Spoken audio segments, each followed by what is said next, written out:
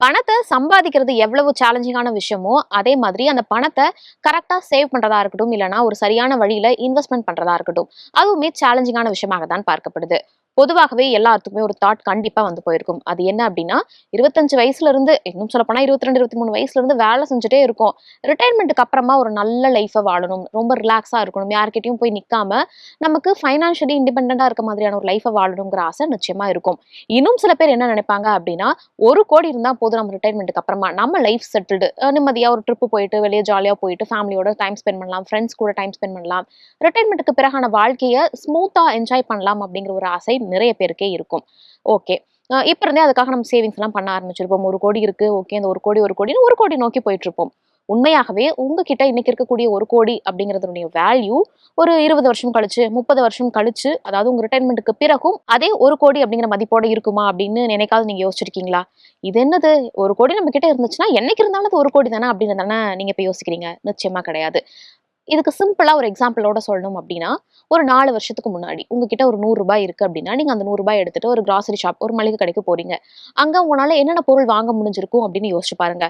அசம்ப்ஷனுக்கு ஒரு சின்ன எக்ஸாம்பிளுக்கு அசம்ப்ஷனுக்கு தான் இப்ப நான் வந்து ஒரு சின்ன கால்குலேஷன் மாதிரி சொல்றேன். ஒரு ரூ. 100 உங்களுக்கு வந்து 4 வருஷம் முன்னாடி இருந்துச்சு அப்டின்னா, ஒரு பால் பாக்கெட், 1 கிலோ அரிசி, ஒரு 1/2 கிலோ பருப்பு உங்கனால வாங்க முடியும் அப்டின்னு வச்சுக்குவோம்.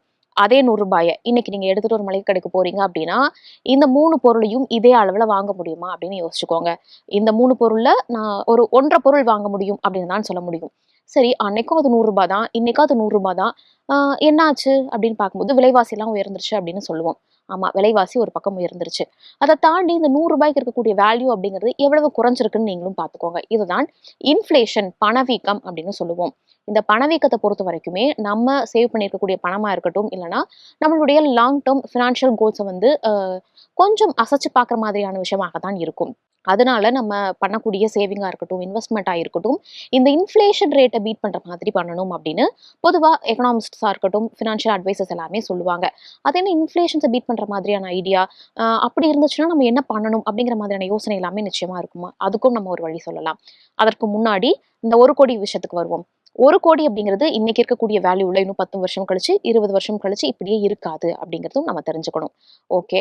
அ இப்போ ஒரு அசம்ப்ஷனுக்கு பணவீக்கத்தினுடைய விகிதம், இன்ஃப்ளேஷன் ரேட் 6% அப்படின்னு வச்சுக்கிட்டோம்னா, இன்னைக்கு 1,00,00,000 இருக்கக்கூடிய வேல்யூ அப்படிங்கிறது 10 வருடம் கழித்து 55.84 லட்சமாக இருக்கும். இதுவே அதே இன்ஃப்ளேஷன் ரேட்ல 20 வருஷம் கழிச்சு 31.18 லட்சமாக இருக்கும். 30 வருடம் கழித்து 1,00,00,000 உங்ககிட்ட இருக்கக்கூடிய இன்னைக்கு 1,00,00,000 அதோட வேல்யூ அப்படிங்கிறது 17.41 லட்சமாக அப்ராக்ஸிமேட்டா இதெல்லாமே அப்ராக்ஸிமேட்டா இருக்கக்கூடிய வேல்யூ. யோசிச்சு பாருங்க. இன்னைக்கு 1,00,00,000 உங்ககிட்ட இருக்கு.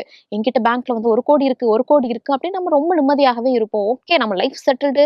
நம்மலாம் யார்ட்டயும் போய் நிக்க வேண்டியதில்ல அப்படின்னு ஒரு ஒரு கோட்டையே கட்டி வச்சிருப்போம். ஆனா 30 வருஷம் கழிச்சு சடனா பார்க்கும்போது 1,00,00,000லாம் இல்ல. உங்ககிட்ட இருக்கிறது 17 லட்சம் தான் அப்படின்னு சொன்னா, எவ்வளவு பெரிய ஒரு ஷாக் நமக்கு குடுக்குற மாரியா இருக்கும். அதுவும் அந்த ஏஜ்ல இந்த ஒரு ஷாக்க வந்து நிச்சயமா ஏத்துக்கிறதுக்கு மனசும் வராது அப்படின்னு தான் சொல்லணும்.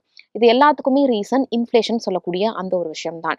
பொதுவாகவே இந்த இன்ஃப்ளேஷன பீட் பண்ற மாதிரியான ஒரு சேவிங்ஸையும், இன்வெஸ்ட்மெண்ட்ஸையும் பண்ணணும் அப்படிங்கிறதும் முக்கியமானதாக பார்க்கப்படுது. இன்னும் ஒரு விஷயம் சொல்லணும் அப்படின்னா, ஒரு 2 இயர்ஸ் முன்னாடி, 3 இயர்ஸ் முன்னாடி அப்படின்னு பார்க்கும்போது, நம்ம குடுத்துருக்கக்கூடிய வீட்டுக்கு நம்ம குடுக்கக்கூடிய ரெண்ட் அப்படிங்கிறது ஒரு அளவா இருக்கும். இப்போ அந்த ரெண்ட் அப்படிங்கிறது கொஞ்சம் அதிகரிச்சிருப்பாங்க. இன்னும் 4 வருஷம் கழிச்சு அந்த ரெண்ட் அப்படிங்கிறது இன்னும் அதிகரிக்கும்.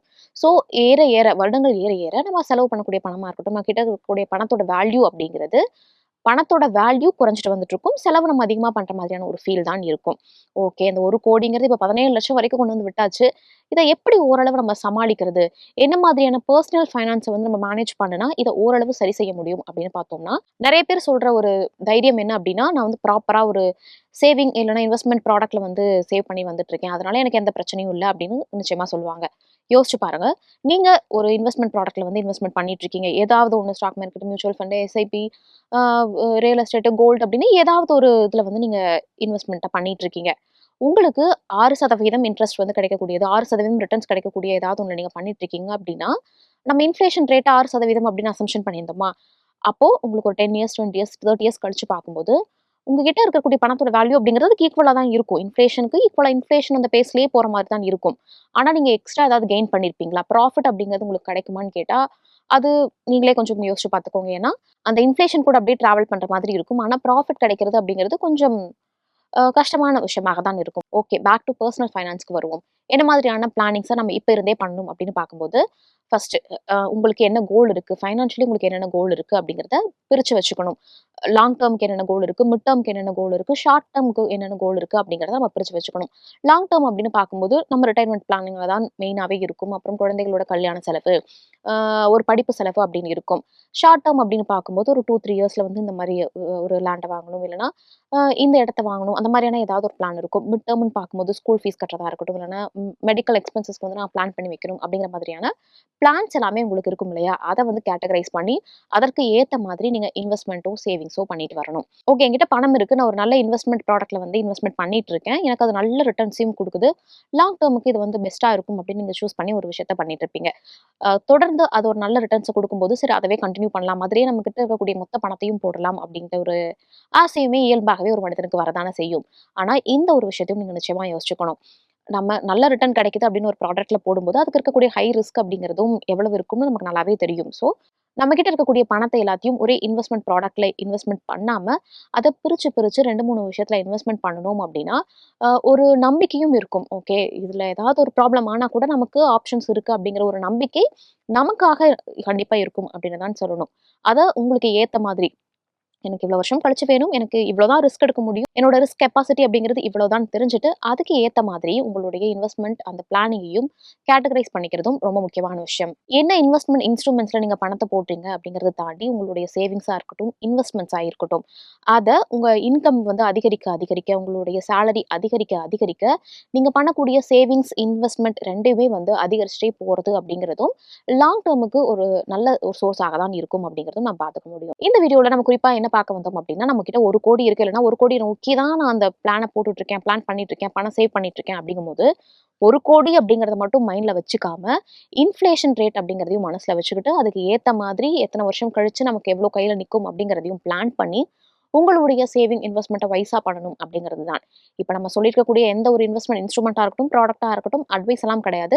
இந்த மாரி ஆப்ஷன்ஸ் இருக்கு. இந்த மாரி பிரிச்சு போடுங்க அப்படின்னு சொல்றது தான்.